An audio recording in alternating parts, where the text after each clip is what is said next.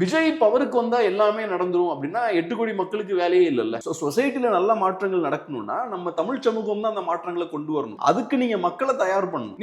நாங்க election time மட்டும் தான் வெளில வருவோம். அது வரைக்கும் நாங்க வெளியே வரமாட்டோம். வெளியே வந்தா இந்த மாதிரி 4-5 பிரச்சனைகளை பட்டியலிட்டு சொல்லிட்டு போய்கிட்டே இருப்போம். அதுக்கப்புறம் அதை தாண்டி நாங்க என்ன எனக்கு ஓட்டு போட்டா அவங்களுக்கு சரி பண்ணுவாங்க, இல்லைன்னா நான் பாட்டி கிளம்பி போயிட்டே இருப்பேன்.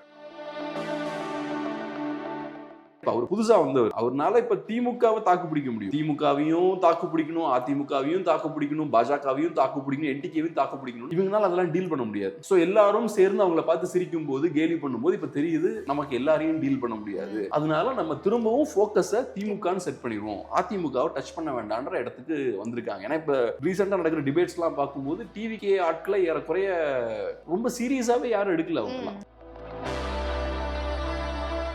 ஃப்ரீலாம் கொடுக்குறாங்கல்ல, ஃப்ரீயா நான் ஏத்துக்க மாட்டேன். பட் இப்ப திமுக மேல விமர்சனம் வைக்கிறாங்க. இந்த மாதிரி உரிமை தொகைன்றது எல்லாருக்கும் கொடுப்போம்னு சொன்னாங்க, ஆனா எல்லாருக்கும் கொடுக்கல.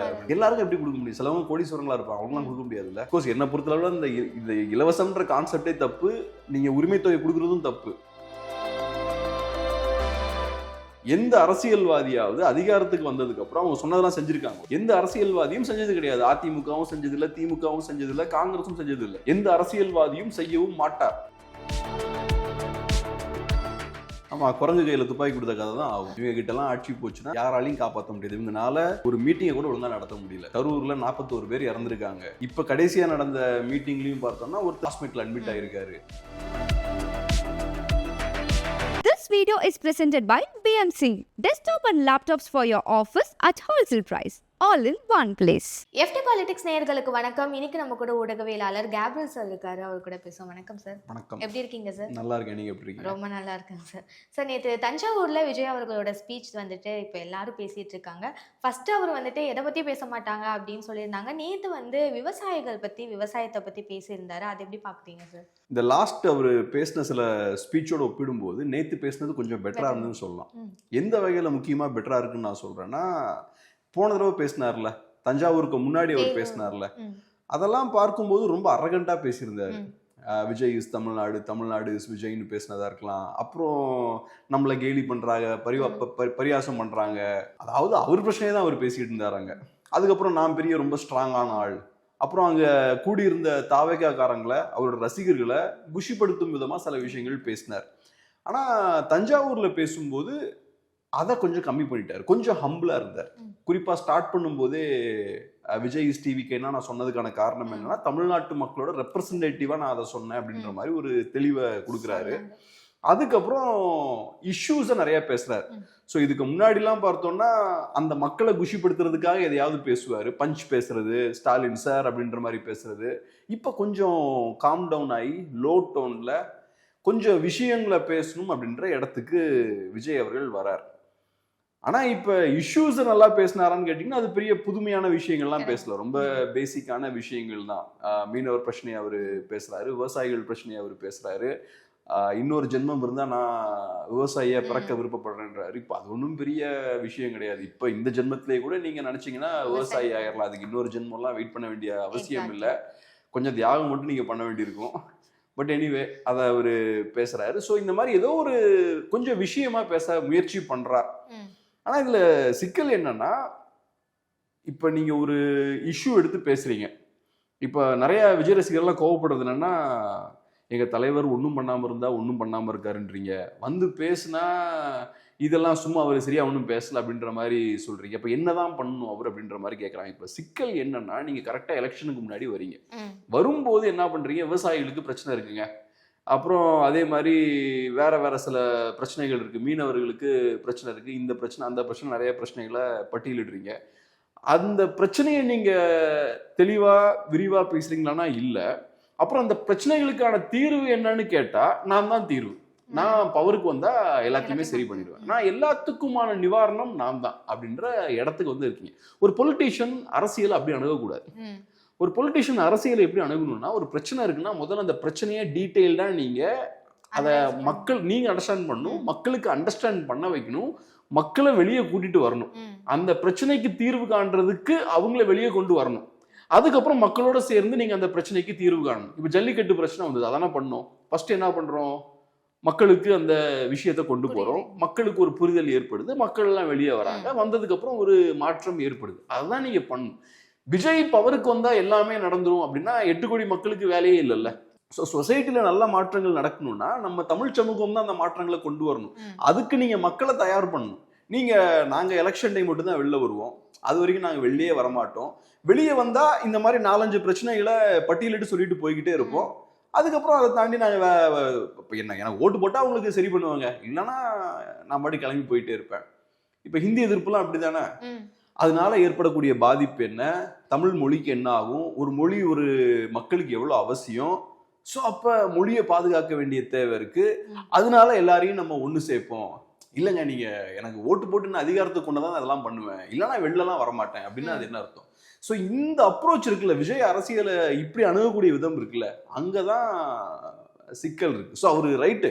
இந்த மாதிரி ஒரு சின்ன பையன், ஒரு 5 வயசு, ஒரு 5ஆம் கிளாஸ் பையன்கிட்ட கூட தமிழ்நாட்டில் என்னெல்லாம் பிரச்சனை இருக்குன்னு நீங்கள் கேட்டிங்கன்னா, டாஸ்மாக் பிரச்சனை இருக்கு, குடிச்சிட்டு தகராறு பண்ணிக்கிட்டு இருக்காங்க, ஏழைகள் நிறைய பேர் இருக்காங்க, பஸ்ஸில் கூட்டம் நிறைய இருக்கு, இந்த மாதிரி நிறைய பிரச்சனைகள் அவர் சொல்லுவார். ஆனா ஒரு சின்ன பையனுக்கு இருக்கிற சிக்கல் என்னன்னா அதை எப்படி தீர்க்கணும்னு தெரியாது. ஒரு அரசியல்வாதியும் அதே மாதிரி ஒரு சின்ன பையன் பொலிட்டிக்ஸை பார்க்குற மாதிரி பார்க்க கூடாது, பிரச்சனைகளை பார்க்குற மாதிரி பார்க்க கூடாது. மீனவர்கள் பிரச்சனை, கச்சத்தீவு பிரச்சனை, இப்படி ஒரு 10 பிரச்சனையை சொல்லிட்டு இதுக்கெல்லாம் தீர்வு என்ன, எனக்கு ஓட் போடுங்க அதான் தீர்வு அப்படின்னு சொல்லக்கூடாது. அதை தாண்டி அந்த பிரச்சனை மேல உங்களுக்கு நிஜமாவே அக்கறை இருக்குன்னா அந்த பிரச்சனையை மையமா வச்சு நீங்க அரசியல் பண்ணணும். களத்துல அந்த பிரச்சனையை மக்கள்கிட்ட எடுத்துரைத்து இதை எப்படி சரி பண்ணலாம் அப்படின்னு சொல்லி மக்களை ஒன்று சேர்த்து நீங்கள் அதை சரி பண்ணணும். அதை பண்ணீங்கன்னா உங்களை பாராட்டலாம். அந்த விஷயம் லேக்கிங்காக இருக்குது. பட் எனிவே ஜென்ரலாக அவரை பற்றி பேசாமல், அவரோட கஷ்டங்களை பற்றி பேசாமல், இஷ்யூஸ் அவர் பேசினதே பெரிய விஷயம். அப்புறம் இன்னொரு முக்கியமான சேஞ்ச் என்னன்னா, இதுக்கு முன்னாடி பேசும்போதெல்லாம் கொஞ்சம் அதிமுகவை அட்டாக் பண்ணி பேசினார். இப்போ அதை கம்ப்ளீட்டாக குறைச்சிக்கிட்டார். தேவையில்லாமல் அதிமுக பக்கம் என்டிகே பக்கம்லாம் போக வேண்டாம் அப்படின்ற ஒரு இடத்துக்கு வந்துட்டார். ஏன்னா அவர் செய்ய முயற்சி பண்ண விஷயம் என்னன்னா, நாங்கள் தான் திமுகவை எதிர்க்கிறோம், திமுகவை எதிர்க்கணும்னா எங்களுக்கு ஓட்டு போடுங்க, அதிமுக ரொம்ப பலவீனமா இருக்காங்க அப்படின்ற ஒரு நரேட்டிவை பில்ட் பண்ண முயற்சி பண்ணார். ஸோ அதிமுகவை சீண்டிக்கிட்டே இருந்தார். அதிமுக பலவீனமா இருக்கு, ஒன்றும் பண்ண முடியாதுன்ற மாதிரி கொண்டு போனார். அப்புறம் அதிமுக சைட்ல இருந்து அவர் அட்டாக் பண்ணதுக்கு அப்புறம் அதை அவரால் தாக்கு பிடிக்க முடியல. ஏன்னா இப்ப அவர் புதுசா வந்தவர், அவர்னால இப்ப திமுகவை தாக்கு பிடிக்க முடியும். திமுகவையும் தாக்கு பிடிக்கணும், அதிமுகவையும் தாக்கு பிடிக்கணும், பாஜகவையும் தாக்கு பிடிக்கணும், என்டிகேவையும் தாக்கு பிடிக்கணும்னா இவங்களால அதெல்லாம் டீல் பண்ண முடியாது. ஸோ எல்லாரும் சேர்ந்து அவங்கள பார்த்து சிரிக்கும் போது, கேலி பண்ணும்போது இப்ப தெரியுது நமக்கு எல்லாரையும் டீல் பண்ண முடியாது. அதனால நம்ம திரும்பவும் ஃபோக்கஸை திமுகன்னு செட் பண்ணிடுவோம், அதிமுகவை டச் பண்ண வேண்டான்ற இடத்துக்கு வந்திருக்காங்க. ஏன்னா இப்ப ரீசெண்டாக நடக்கிற டிபேட்ஸ்லாம் பார்க்கும்போது டிவிகே ஆட்களை ஏறக்குறைய ரொம்ப சீரியஸாகவே யாரும் எடுக்கல. அவங்கலாம் ரொம்ப நகைச்சுவையாக டீல் பண்ணுற விஷயங்கள்லாம் நடக்குது. அது காரணம் என்னன்னா, அதிமுக இவங்களை எதுவும் பண்ணலை, பட் இவங்க அதிமுகவை வழியே போய் அதிமுக கிட்ட பிரச்சனை பண்ணாங்க. அதான் சிக்கல். இப்போ அதை புரிஞ்சுக்கிட்டாங்க. அதிமுகவோடையும் மோதணும்னா நமக்கு அவங்களை டீல் பண்ண முடியாது. ஸோ கொஞ்சம் குவைட்டாக போகலான்ற இடத்துக்கு வந்திருக்காங்க. சார் நேற்று பேசினது எல்லாத்த விட பெட்டர், மச் பெட்டர் அப்படின்னு சொல்லிட்டு சொன்னீங்க. ஆனால் அதுலேயுமே ட்ரோல் ஆக்கிட்டு இருக்காங்க சார். இந்த ரேஷன் கடையில் வெயிட் போடுறவங்க ஆண்களாகவும் இருப்பாங்க, பெண்களாகவும் இருப்பாங்க அப்படின்னு சொல்லியிருந்தாரு. அது ஆண்கள் பெண்கள்ன்றது சம உரிமை கொடுக்குற மாதிரி, பட் அதையும் ட்ரோலாக வச்சு இப்போ பேசிக்கிட்டு இருக்காங்க. ஃபர்ஸ்ட்டு உங்கள் கட்சியில் சம உரிமை கொடுங்க, அதுக்கப்புறம் மற்றவங்களுக்குலாம் சம உரிமை கொடுக்கலாம் அப்படின்ற மாதிரி பேசிகிட்டு இருக்காங்க. இதில் என்ன தப்பு சார் இருக்கு? இதில் தெரியல எனக்கு ஏன் அது ஒரு பெரிய இஷ்யூ அதை அவர் கொண்டு வராருன்னு தெரியல. ரேஷன் கடையில் எடை போடுறதுக்கு ஆண்களும் பெண்களும் இருப்பாங்க, ஆண்களுக்கு ஆண்கள் பெண்களுக்கு பெண்களா, ஏன் அப்படி இருக்குன்னு எனக்கு தெரியல. இது என்ன விஜய் பெரிய ஒரு குறையாத பார்த்துட்டாருன்னு எனக்கு தெரியல. விஜய் எத்தனை தடவை ரேஷன் கடைக்கு போயிருப்பாருன்னு எனக்கு தெரியல. இப்போ ஏகப்பட்ட பிரச்சனைகள் இருக்கு, அதுல இந்த பிரச்சனைக்கு இப்படி ஒரு காமெடியான ஒரு தீர்வை கொடுக்கணுமான்னு எனக்கு தெரியல. ஸோ இருக்கக்கூடிய நிஜமான ஒரு பிரச்சனை எடுத்துல நீங்க பேசணும். அது மாதிரி நீங்க சொன்ன மாதிரி முதல்ல பெண்களோட டெவலப்மெண்ட்ல உங்களுக்கு நிஜமாவே அக்கறை இருந்ததுன்னா உங்க ப்ரொஃபஷன்ல நீங்க அதை காட்டிருக்கலாம். உங்க ப்ரொஃபஷன்ல நீங்க என்னெல்லாம் பண்ணிருக்கீங்க அது ஒண்ணு. ரெண்டாவது உங்க கட்சியில பெண்களுக்கு ஈக்குவலான ரெப்ரசன்டேஷன் இருக்கா அது ஒண்ணு. அதெல்லாம் பண்ணாம இந்த விஷயத்தை ஏன் மாட்டேங்க. ரெண்டாவது என்ன பொறுத்தளவுல ஈக்குவல் ரெப்ரசன்டேஷன் இருக்குன்னு கூட நான் பார்க்கல. உங்க வேலை என்னன்னா தகுதியான ஆட்களுக்கு ஆப்பர்ச்சுனிட்டிஸை கொடுக்கணும். இப்ப எப்ப தப்பா இருக்கும்னா, ஒரு பெண்ணுக்கு நிஜமாவே டேலண்ட் இருந்தும் நீங்க ஆப்பர்ச்சுனிட்டி கொடுக்காம இருந்தீங்கன்னா தப்பா இருக்கும். அது செய்யக்கூடாது. ஸோ தகுதி ஒருத்தருக்கு இருக்குன்னா நாங்க சாதி பார்க்க மாட்டோம், மதம் பார்க்க மாட்டோம், அது ஆனா பெண்ணான்னு பார்க்க மாட்டோம், இந்த ஊரா அந்த ஊரான்னு பார்க்க மாட்டோம். யாரா இருந்தாலும் டேலண்டான ஆட்களா இருந்தாங்கன்னா தகுதி உடையவர்களுக்கு நாங்க நல்ல வாய்ப்புகள் கொடுப்போம். அவர் ஏழை பணக்காரனான்னு பார்க்க மாட்டோம். அது கரெக்ட். ஆனா நீங்க இவங்களுக்கு இந்த வாய்ப்பு கொடுக்கணும், அவங்களுக்கு அந்த வாய்ப்பு கொடுக்கணும்லாம் பார்க்க வேண்டிய அவசியம் இல்லை. இப்ப கவர்மெண்ட்டை பொறுத்தளவுல ரிசர்வேஷன்லாம் கொடுக்குறாங்க. ஏன் கொடுக்குறாங்க? ஏன்னா இந்த சிஸ்டம் அந்த அளவுக்கு வீக்கா இருக்கு. ஒரு ஈக்குவாலிட்டி இல்ல, சமத்துவம் இல்ல, அதை என்ஷூரும் பண்ண முடியல கவர்மெண்டால. சோ தோல்வியை ஏத்துக்கிட்டு அவங்க இதெல்லாம் பண்றாங்க. ஆனா உங்க கட்சி உங்க கண்ட்ரோல்ல தானே இருக்கு. நீங்க பண்ணலாமே, அதை எல்லாருக்கும் ஈக்குவல் ஆப்பர்ச்சுனிட்டிஸ் கொடுக்கலாமே. நீங்க தகுதி இருக்க எல்லாத்துக்கும் நல்ல ஆப்பர்ச்சுனிட்டி, நல்ல டேலண்ட் இருந்து தலைவராகவும் ஆயிக்கலாம். அப்படி ஒரு அதுதான் எஃபெக்டிவான சிஸ்டமா இருக்கும். அப்படி நீங்க ஒரு சிஸ்டம் கிரியேட் பண்ணிட்டீங்கன்னா கரெக்டான ஆட்கள் எல்லாம் மேல வளர்ந்து வர ஆரம்பிப்பாங்க. நல்ல முக்கியமான நிறுவனங்கள்லாம் பாத்தீங்கன்னா அப்படிதான் வளரும். அவங்க பாத்தீங்கன்னா நம்ம ஊரா நம்ம சாதியா அதெல்லாம் கனெக்ட் பண்ண மாட்டாங்க. ஒருத்தனுக்கு வேலை தெரியும்னா கரெக்டா அவனை யூஸ் பண்ணுவாங்க. அப்பதான் அந்த நிறுவனம் வளரும். அதே மாதிரிதான் ஒரு அரசியல் கட்சியும். அங்க போயிட்டு ரேஷன் கடையில ஆணுக்கு ஆண் பெண்ணுக்கு பெண் இதெல்லாம் எதுக்குன்னு எனக்கு தெரியல. ஏன் இதெல்லாம் பண்ண தெரியல. சார் இதே மாதிரி தான் லாஸ்ட் டைம் வந்துட்டு வேலூர்ல பேசியிருந்தப்போ என்ன சொல்லியிருந்தாருன்னா, தகுதி பார்த்து நான் வந்துட்டு சேவை பண்ண மாட்டேன் அப்படின்னு சொல்லியிருந்தாரு. ஆனா நேத்து பேசினதுல வந்துட்டு 2 ஏக்கருக்கும் குறைவா நிலம் வச்சிருக்க வீட்டுல வந்துட்டு நான் இலவச கல்வி கொடுப்பேன் அப்படின்னு சொல்லியிருந்தாரு. அப்போ இது தகுதி பார்க்கறது இல்லையா சார்? எப்படி புரியல? எப்படி சார் தகுதி பார்த்து நான் வந்துட்டு சேவை செய்ய மாட்டேன் அப்படின்ற ஒரு விஷயம் சொல்லியிருந்தாரு. ஆனா அதுக்கு மாறா இப்ப வந்துட்டு 2 ஏக்கருக்கு குறைவா இருந்தாதான் நான் வந்துட்டு இலவச கல்வி கொடுப்பேன் அப்படின்னு சொல்றது தகுதி பார்க்குற மாதிரி தானே சார் இருக்கு? இப்ப தகுதி பார்க்கணும் தான். இப்ப என்னன்னா என்ன பொறுத்தளவுல இப்ப ஃப்ரீலாம் கொடுக்குறாங்கல்ல, ஃப்ரீயா நான் ஏத்துக்க மாட்டேன். பட் இப்ப திமுக மேல விமர்சனம் வைக்கிறாங்க. இந்த மாதிரி உரிமை தொகைன்றது எல்லாருக்கும் கொடுப்போம்னு சொன்னாங்க, ஆனா எல்லாருக்கும் கொடுக்கல அப்படின்றாங்க. எல்லாருக்கும் எப்படி கொடுக்க முடியும்? சிலவங்க கோடீஸ்வரங்களா இருப்பாங்க, அவங்களாம் கொடுக்க முடியாதுல்ல. அஃப்கோர்ஸ் என்ன பொறுத்தளவுல இந்த இலவசம்ன்ற கான்செப்டே தப்பு, நீங்க உரிமை தொகை கொடுக்கறதும் தப்பு. ஆனா அப்படியே கொடுக்கணும்னு முடிவு எடுத்தாச்சுன்னா எல்லாருக்கும் கொடுக்க முடியாதுல்ல. சிலவங்க நல்ல செல்வந்தர்களா இருப்பாங்க, அவங்களுக்கு நீங்க 1000 ரூபாய் சும்மா கொடுத்து வேஸ்ட் பண்ணணும்னு அவசியம் இல்லைல்ல. அப்ப ஏதோ ஒரு கண்டிஷன்ஸ், ஒரு கிரைட்டீரியா எல்லாத்துக்கும் இருக்கணும். சிம்பிளா வேணா சொல்லிக்கலாம், ஃபினான்ஷியலா வீக்கா இருக்க ஆட்களுக்குலாம் நாங்கள் எஜுகேஷன் கொடுப்போம் அப்படின்னு சொல்லிக்கலாம். இந்த 2 ஏக்கர்லாம் செட் பண்ணணும்னு அவசியம் இல்லை. ஃபினான்ஷியலா வீக்கா இருக்க ஆட்களுக்கு நாங்க இலவசமா கல்வி கொடுப்போம். எனக்கு அதுலயுமே பெருசா ஒன்றும் புரட்சி இருக்கிற மாதிரி தெரியல. ஏன்னா இன்னைக்குமே எஜுகேஷன் ஃப்ரீயா தானே கொடுத்துருக்காங்க கவர்மெண்ட் ஸ்கூல்ஸ்லாம். ஸோ அதான் அவர் என்ன பண்ண முயற்சி பண்றாருன்னு எனக்கு தெரியல. 2வது, விஜயோட மேனிஃபெஸ்டோ நம்ம எடுத்து விவாதிக்க வேண்டியது இல்லை. நாங்க இதை கொண்டு வருவோம், அதை கொண்டு வருவோம், அதை விவாதிக்கிறதுல என்ன பிரயோஜனம் இருக்கு? எந்த அரசியல்வாதியாவது அதிகாரத்துக்கு வந்ததுக்கு அப்புறம் அவங்க சொன்னதெல்லாம் செஞ்சிருக்காங்களா? எந்த அரசியல்வாதியும் செஞ்சது கிடையாது. அதிமுகவும் செஞ்சது இல்லை, திமுகவும் செஞ்சது இல்லை, காங்கிரஸும் செஞ்சது இல்லை. எந்த அரசியல்வாதியும் செய்யவும் மாட்டார். அரசியல்வாதி எலெக்ஷனுக்கு முன்னாடி இதெல்லாம் சொல்றாருன்னா பவருக்கு வரணுன்ற ஆசையில சொல்றாரு. மக்கள் எதை கேட்க விரும்பப்படுறாங்களோ அதெல்லாம் அவரு சொல்றாரு. ஆக்சுவலா விஜயை பொறுத்தல அதை கூட உருப்படியா சொல்லன்றது ஒண்ணு. கரெக்டா மக்களுக்கு என்ன பிடிக்கும்ன்றது கூட புரிஞ்சவங்க பேசல. பட் ஏதோ ஒண்ணு செய்ய முயற்சி பண்றாங்க. ஏன் இதை நான் சொல்றேன்னா, இப்ப விஜயை பொறுத்தல அவர் எதை ஃபோக்கஸ் பண்ணணும்னா, அவர் என்ன மாற்று அரசியலுக்கான ஒரு ஆளா தன்னை ப்ரொஜெக்ட் பண்ணிக்கிறார். ஏன் மாற்று தேவை, நாங்க எப்படி மாற்றா இருப்போன்றதை புஷ் பண்ணணும். இன்னைக்கு என்ன சிஸ்டம்ல பிரச்சனைகள் இருக்கு, அதை எப்படி சிஸ்டமிக்கா நாங்க சரி பண்ணுவோம், நாங்க எந்த வகையில மாற்று அப்படின்றத அவரு சொல்லணும். இப்ப என்டிக்கு எடுத்துக்கிட்டோம்னா, இங்க திராவிட கட்சிகள் இருக்காங்க. திராவிடத்தால தமிழ்நாட்டுக்கு என்னென்ன பாதிப்பு ஏற்படுது. ஸோ திராவிடத்துக்கு மாற்று தமிழ் தேசியம். தமிழ் தேசியம் திராவிடத்தோட எப்படி வித்தியாசப்பட்டு இருக்கு. அப்புறம் எலெக்ஷன் வரும்போது நீங்க இதையும் சொல்லுங்க, அது ரைட்டு. ஆனா நீங்க முக்கியமா எஸ்டாப்ளிஷ் பண்ண வேண்டியது இதுதான். ஜென்ரலா நான் இதை பண்ணுவேன், அதை பண்ணுவேன், அதெல்லாம் சும்மா வார்த்தை தான். இப்போ இவங்க சொல்றாங்களே எங்கிட்ட 20% ஓட்டு இருக்கு, 30% ஓட்டு இருக்குன்னு, அந்த மாதிரி சும்மா அடிச்சு விட வேண்டியதான். யார் என்ன கேட்க போறா அவங்க கிட்ட? சார் இந்த மாதிரி அவங்க சொல்ற எதுக்குமே சொல்யூஷன் வச்சிருக்காங்களா அப்படின்ட்டு பார்த்தா இல்லை சார். ஏன்னா இந்த மீனவர் பிரச்சனைக்குமே அவங்க சொன்னது என்னன்னா, நான் மற்றவங்க மாதிரி லெட்டர் எழுதி இருக்க மாட்டேன், எமோஷனலா உண்மையா அவங்களுக்கு அழுத்தம் கொடுப்பேன் அப்படின்ற ஒரு விஷயம் தான் சொல்லியிருந்தாரு. ஸோ நீங்க சொல்ற மாதிரி எந்த ஒரு விஷயத்தை எடுத்தாலும் அதுக்கான தீர்வு அப்படின்றது கையில இல்லாம அதுக்கான ஒரு முயற்சி எடுப்போன்ற மாதிரி தான் அவரோட பேச்சு எல்லாமே இருந்துட்டு இருக்கு சார். இன்னொரு பெரிய விமர்சனம் அவர் மேல என்ன வைக்கிறாங்கன்னா, அவர் ரீமேக் படங்கள் நடிக்கிற மாதிரி அரசியல்லையுமே வந்துட்டு ரீமேக் தான் பண்றாரு, சீமான் அவர்களை காப்பி பண்ணி அப்படியே அதை பேஸ் பண்ணிட்டு இருக்காருன்ற மாதிரியான விமர்சனங்களும் வச்சிட்டு இருக்காங்க சார். அதை பத்தி உங்களோட கருத்து? இப்ப நீ ஒரு விஷயத்துக்கு சொல்யூஷன் கொடுக்கணும்னா முதல்ல அந்த பிரச்சனையை கரெக்டா நீங்க புரிஞ்சுக்கணும். பிரச்சனையை முழுமையா நீங்க புரிஞ்சாதான் சொல்யூஷன் நீங்க கொடுக்க முடியும். முதல்ல விஜய்க்கு எல்லா பிரச்சனைகளை பத்தின நல்ல புரிதல் உண்டா? இப்ப மீனவ பிரச்சனை இருக்குன்றீங்க, அதை பத்தின புரிதல் அவருக்கு எவ்வளவு இருக்கும்? அப்படி உங்களுக்கு நிஜமாவே புரிதல் இருக்குன்னா அந்த புரிதலை வெளிப்படுத்துங்க, மக்களுக்கும் அந்த புரிதலை ஏற்படுத்துங்க. அதை வச்சே நம்ம கண்டுபிடிச்சிடலாம். இப்ப ஜல்லிக்கட்டு போராட்டம் நடக்கும்போது நிறைய ஆக்டிவிஸ்ட் வந்தாங்க. அவங்க அந்த இஷ்யூவை பத்தி டீட்டெயில்டா பேசுவாங்க. அதை பேசும்போது நமக்கு தெரியும் ரைட் இவருக்கு அந்த இஷ்யூ பத்தின புரிதல் இருக்கு. அப்ப நேச்சுரலா அதுக்கான சொல்யூஷனும் அவர்கிட்ட இருக்குன்னு நம்ம பார்ப்போம். பிரச்சனையை நல்லா டிஃபைன் பண்ணாலே அவங்க கிட்ட சொல்யூஷனும் அதுக்கான தீர்வும் இருக்கு அப்படின்ற புரிதல் நமக்கு வரும். ஸோ விஜயை பொறுத்தளவுல இது வரைக்கும் இந்த பிரச்சனை நிறைய சொல்றாருல, லா அண்ட் ஆர்டர் இஷ்யூ இருக்கு, பெண்களுக்கு பாதுகாப்பு இல்ல. எக்ஸாக்டா லா அண்ட் ஆர்டர் இஷ்யூ என்னென்ன பிரச்சனை இருக்கு, ஏன் லா அண்ட் ஆர்டர்ல நிறைய பிரச்சனைகள் இருக்கு, திமுகல இருக்கக்கூடிய லா அண்ட் ஆர்டர் இஷ்யூஸும் அதிமுகல இருக்கக்கூடிய லா அண்ட் ஆர்டர் இஷ்யூஸும் எப்படி டிஃப்ரெண்டா இருக்கு, அவங்க ஆட்சி காலத்துல இருந்தது எப்படி டிஃப்ரெண்டா இருக்கு, இப்போ இன்க்ரீஸ் ஆயிருக்கா கம்மியாயிருக்கா, எந்தெந்த செக்ஷன்ல இன்க்ரீஸ் ஆயிருக்கு, எல்லாத்தையும் யார் யார் அதிகமா பாதிக்கப்படுறாங்க எல்லாத்தையும் கரெக்டாக டீட்டெயிலாக நீங்க கண்டுபிடிங்க.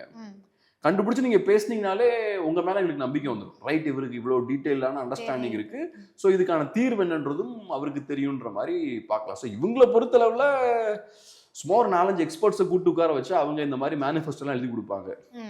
அது அப்படியே பார்த்து படிச்சுட்டு வந்து பேசுற மாதிரி. ஆமா, ஃபர்ஸ்ட் கொஞ்சம் எக்ஸ்பர்ட்ஸை கொடுத்தீங்கன்னா அவங்க நிறைய விஷயங்களை இதை பண்ணுங்க அதை பண்ணலாம் அப்படி இப்படின்னு நிறைய கொடுப்பாங்க. அதுக்கப்புறம் அதை ஸ்டாட்டிஸ்டிக்ஸை கொடுத்தீங்கன்னா அதுல எதெல்லாம் மக்கள்கிட்ட விற்கும் செல்லாகும் அப்படின்னு அவரு பார்ப்பாரு. ஏன்னா ஒரு ஸ்ட்ராட்டஜிஸ்ட் வந்து என்ன செஞ்சா ஓட்டு கிடைக்கும்னு பார்ப்பாருல. அப்புறம் அவரு இது வேண்டாம் இதை வச்சுக்கலாம், இது வேண்டாம் இதை வச்சுக்கலாம், டிக் அடிப்பாரு.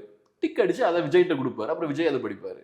இந்த மாதிரி ஆட்கள் தான் இருக்காங்க அப்படின்னா அவங்க கிட்ட ஆட்சி அதிகாரம் வந்தா என்ன நடக்கும் அப்படின்றது தான் சார் பெரிய பயம் இப்போ இருக்கிறது. ஆமா, குரங்கு கையில துப்பாக்கி கொடுத்த கதை தான் ஆகும். இவங்க கிட்ட எல்லாம் ஆட்சி போச்சுன்னா யாராலையும் காப்பாற்ற முடியாது. இவங்கனால ஒரு மீட்டிங்கை கூட ஒழுங்கா நடத்த முடியல. கரூர்ல 41 பேர் இறந்துருக்காங்க. இப்ப கடைசியா நடந்த மீட்டிங்லயும் பார்த்தோம்னா ஒருத்தர் ஏதோ ஐசியூலாம் இருந்தார் அப்படின்னு நியூஸ் பார்த்து ஒரு ஆக்சிடென்ட் ஆகி ஹாஸ்பிட்டல் அட்மிட் ஆயிருக்காரு. இவர் ஒவ்வொரு தடவையும் மீட்டிங் நடத்தும் போது ஏதாவது ஒரு அசம்பாவிதம் நடக்குது. இவரால ஒரு மீட்டிங்கே ஒழுங்கா நடத்த முடியல. ஸோ ஒரு மீட்டிங் நடத்துறதுக்கு தேவையான சில விஷயங்கள்லாம் இருக்கு, அதுவே அவர்கிட்ட இல்லை. ஒரு மீட்டிங் ஒழுங்கா நடக்கணும்னா ஃபர்ஸ்ட் அதை நீங்க கரெக்டா ஆர்கனைஸ் பண்ணணும். ரெண்டாவது உங்க தொண்டர்களை அதுக்கு தயார்படுத்தணும். இதெல்லாம் நீங்க செஞ்சாதான் ஒரு வெற்றிகரமான ஒரு மீட்டிங்கை நடத்த முடியும். தொண்டர்களும் அதுக்கு தயாரா இல்லை. தொண்டர்கள் ஏதோ சினிமாவில் அவங்கள பார்க்க வர மாதிரி ஜாலியா வராங்க. அதே மாதிரி ஒரு ஈவெண்ட் நடத்துறதுக்கு தேவையான ஏற்பாடுகளையும் நீங்க கரெக்டா பண்ண மாட்டேங்கிறீங்க. அப்ப நிறைய பாதிப்புகள் வருது. அப்புறம் நீங்க என்னதான் சொன்னாலும் உங்க தொண்டர்களுக்கு புரிய மாட்டேங்குது. ஃபாலோ பண்ணாதீங்க நீங்க சொன்னா அவங்க ஃபாலோ தான் பண்றாங்க. ஏன்னா அவங்கள பொறுத்தளவுல உங்களை பார்க்கணும், அதுக்காக தான் வந்திருக்காங்க. நீங்களே சொன்னாலும் அதை கேட்க மாட்டாங்க. நீங்களே ஃபாலோ பண்ணாதீங்கன்னு சொன்னா கேட்க மாட்டாங்க. உங்க வார்த்தைக்கெல்லாம் மரியாதை கிடையாது. உங்களை பார்க்கணும், அவ்வளவுதான். நீங்க சொல்றதெல்லாம் கேட்கணும்லாம் கிடையாது. ஸோ இப்படிப்பட்ட கூட்டத்தை தான் நீங்க உருவாக்கி வச்சிருக்கீங்க. இவங்களை நீங்க நேத்து உருவாக்கல, 30 இயர்ஸா நீங்க உருவாக்கி இருக்கீங்க. ஸோ இப்படிப்பட்ட ஒரு கூட்டத்தை உருவாக்கிட்டு இன்னைக்கு திடீர்னு நீங்க சொல்றதெல்லாம் அவங்க கேட்கணும்னு எதிர்பார்த்தா நீங்க இவங்களை எப்படிப்பட்ட ஆள்லாம் உருவாக்கிருக்கீங்க? நம்ம படம் பண்ணா வரணும், பார்க்கணும், விசில் அடிக்கணும், நம்மகிட்ட காசை கொடுத்துட்டு போகணுன்ற மாதிரி ஒரு குரூப்பை உருவாக்கி வச்சிருக்கீங்க. இப்ப அந்த குரூப்பை அரசியலுக்கு பயன்படுத்தலாம்னு பாக்குறீங்க. அவங்க அதுக்கான ஆட்களே கிடையாது. அவங்க பாவம், அவங்க வேற என்ன பண்ணுவாங்க? உங்க பின்னாடி வந்து பழகிட்டாங்க. இப்பயும் அதே பண்றாங்க.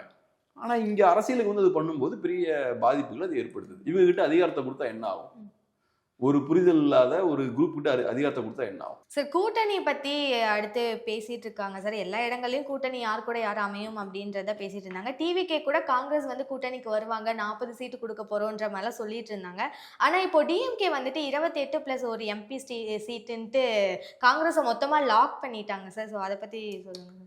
காங்கிரஸ் பார்ட்டிக்கு இது நல்லாவே தெரியும். நம்ம டிவிகே கூட அலைன்ஸ் வைக்க வாய்ப்பே இல்லைன்ற விஷயம் காங்கிரஸுக்கு தெரியும். காங்கிரஸ் பார்ட்டிக்கு டிவிக்கே ஒரு ஆப்ஷனே கிடையாது.